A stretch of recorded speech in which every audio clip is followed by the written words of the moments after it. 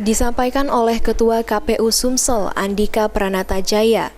Sampai saat ini pihaknya masih menunggu hasil penetapan yang dilakukan oleh KPU RI untuk melakukan proses tahapan pilkada pada bulan November mendatang.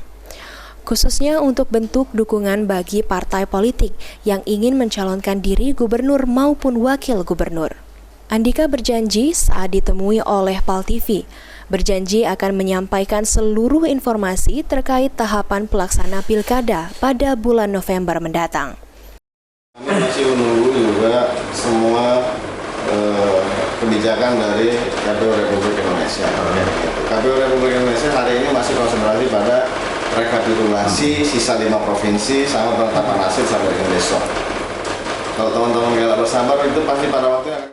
Saat ini KPU Sumsel melalui akun media sosial resminya menyampaikan jumlah syarat dukungan bagi calon perseroan,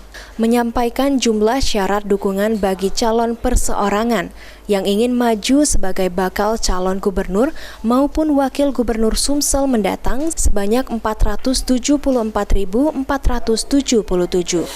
Firman Hidayat, PAL TV.